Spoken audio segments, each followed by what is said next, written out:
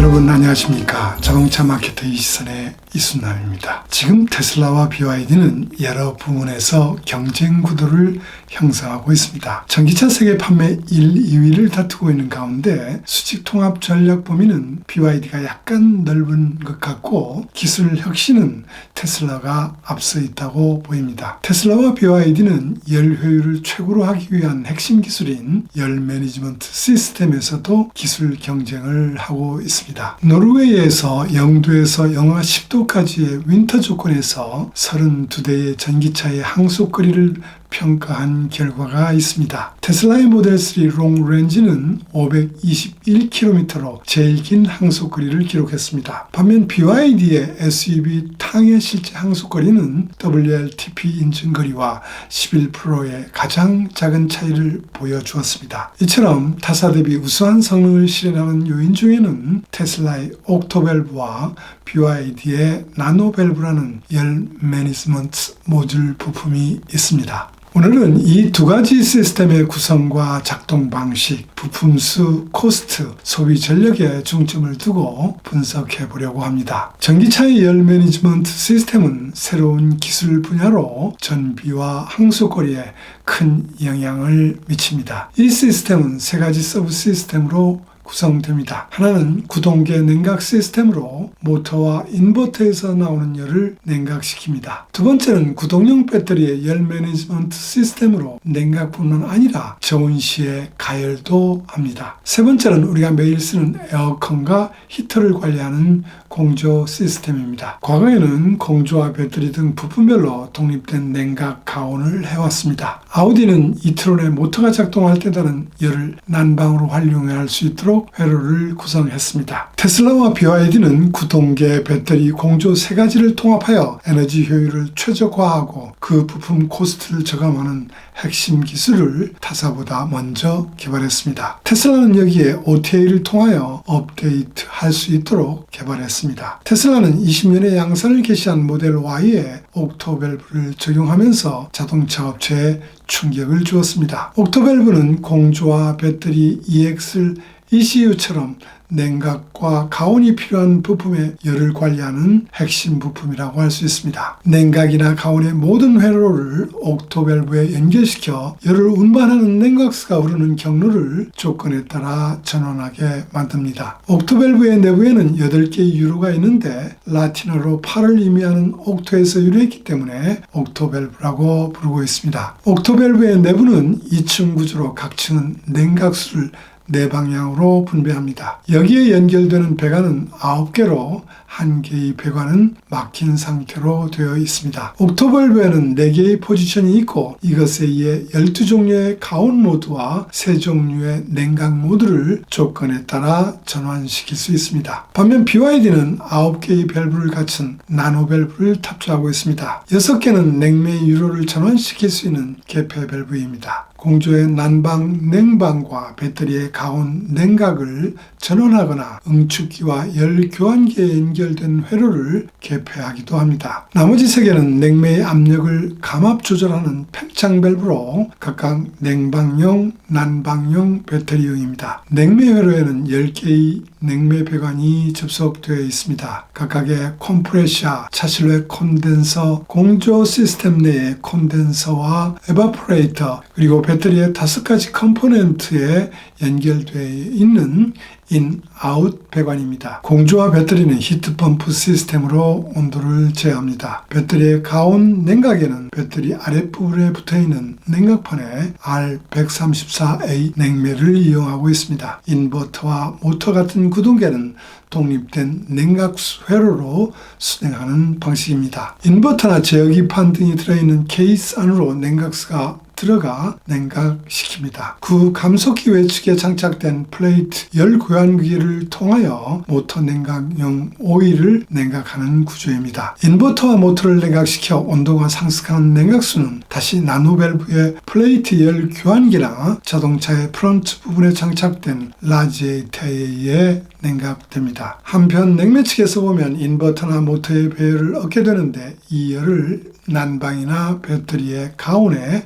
활용할 수 있게 됩니다. 냉매회로와 냉각수회로를 통합한 BYD의 열 매니지먼트 시스템은 나노 밸브의 개폐 조작에 의해 공조 또는 배터리만을 가온 냉각하는 4가지 모드와 공조와 배터리를 동시에 가온 냉각하는 조합의 4가지 모드에 대응하고 있습니다. 단지 난방 시에는 냉매의 열과 공조 시스템 내에 설치된 PTC 히터를 병용하고 있습니다. 살펴본 바와 같이 테슬라와 BYD의 열관리 시스템은 크게 다릅니다. 가장 큰 차이는 배터리 냉각 또는 가온시키는 방식입니다. BYD는 냉매 직냉 방식인데 반해 테슬라는 냉각수로 배터리를 냉각하고 있습니다. 최근에는 테슬라처럼 열 매니지먼트를 냉각수 회로로 집중하는 시스템이 전기차 열 매니지먼트의 주류가 되고 있습니다. 그렇다면 왜 BYD는 배터리를 냉매로 냉각시키고 있을까요? 냉각수 집중형은 워터펌프나 전원 밸브 등의 부품이 늘어납니다. 반면 냉매 회로는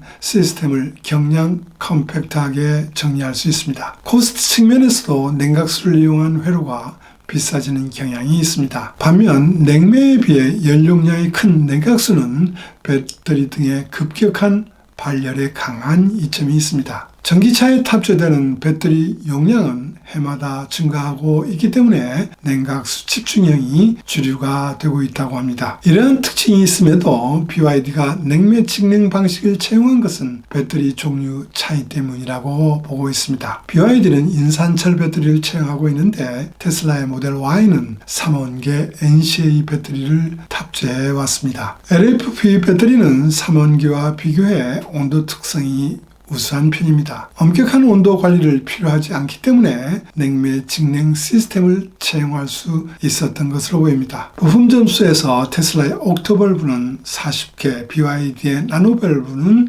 42개로 BYD가 5% 많지만 큰 차이는 아닙니다. 그러나 그 4개는 큰 차이가 있는 편입니다. 냉매로의 부품 수는 BYD가 28개로 테슬라의 19개보다 많지만 냉각수 회로의 부품 수는 BYD가 6개로 테슬라의 13개보다 적습니다. 코스트는 BOM 설계 원가 기준 상대 비교한 결과 BYD의 나노 밸브가 테슬라의 옥토 밸브에 비해 14% 비싼 것으로 나타났습니다. 코스트 차이가 부품 수 차이보다도 큰 원인은 BYD가 많이 쓰고 있는 냉매 측 부품 코스트가 비싸기 때문입니다. 냉매 측 부품은 동일한 기능의 냉각수용 밸브나 배관, 커넥터류 등의 부품에 비해 4배에서 10배로 높은 설계 압력이 요구됩니다. 냉매용 부품은 기체를 취급하기 때문에 기밀 요건도 엄격합니다. 유로를 전환하는 냉매용 개폐 밸브 코스트는 냉각수용보다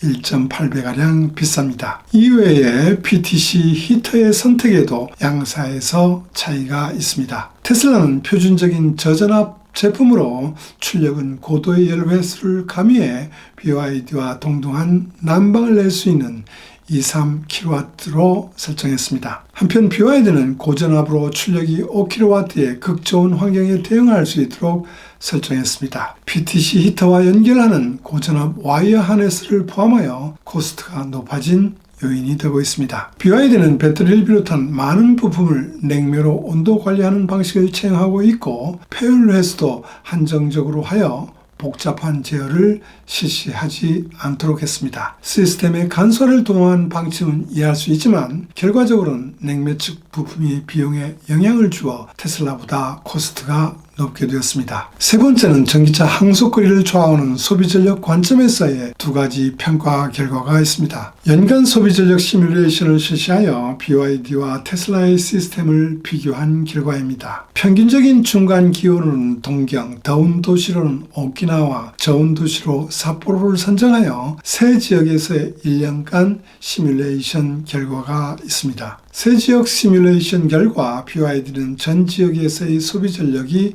컸습니다. 특히 한냉지에서는 냉매 주체의 단순화 시스템으로 냉각수에서의 PCS 열 회수 이용이 거의 안 되었습니다. 때문에 PTC 히터의 난방 사용 빈도가 높아져 테슬라와의 차이가 났습니다. BYD도 테슬라도 평균 기온에 비해 냉방 부하가 높은 열대 지역에서는 소비 전력이 증가하고 있습니다. 또 난방 부하가 높은 한냉지에서 대폭적으로 소비 전력이 증가하고 있습니다. 테슬라는 BYD에 대해서 에너지 효율이 높다고 할 수 있습니다. 그러나 한냉지에서의 PTC 히터의 보조적 사용이 소비 전력이 절대치를 증가하고 있기 때문에 개선이 여지가 있는 것으로 나타났습니다. 이를 뒷받침하듯 프랑스 분해업체 A2Make1이 모델 Y 실차를 이용하여 배터리의 냉각 로직을 추정한 바에 따르면 테슬라의 연료율 로스가 아직도 많은 것으로 나타났습니다. 실험 결과를 보면 배터리 셀의 온도가 상승하여 48도를 넘어가면 펌프의 유량이 분당 12리터 정도까지 증가했습니다. 이 펌프 유량으로 10분간 냉각수가 돌아갔지만 배터리 셀의 온도 상승은 멈추지 않았습니다. 그 유량은 분당 17리터까지 올라갔고 15분간 작동을 계속했습니다. 이 결과로부터 테슬라의 배터리 냉각 시스템은 10분과 15분 단위의 타이머 설정으로 펌프의 유량을 제어하고 있다고 추측할 수 있었다고 합니다. 결과를 나타낸 그래프를 보면 펌프 유량이 분당 17리터 정도의 상태는 5분 정도로 충분했다고 말할 수 있을 것 같습니다. 현재는 배터리 안전성과 열화를 상정하여 확실하게 냉각하는 제어 알고리즘을 채용했다고 볼 수 있습니다. 그러나 불필요한 에너지 손실이 있는 것은 분명하여 35% 정도 개선이 여지가 있다고 합니다. 테슬라는 아마 보다 효율적으로 배터리를 냉각하는 제어 알고리즘을 개발할 것이고 OTA의 소프트를 경신할 것입니다. 이때 열 매니지먼트 회로를 옥토밸브로 집약한 이점이 생길 것입니다. 오늘은 여기까지입니다. 시청해 주셔서 감사합니다.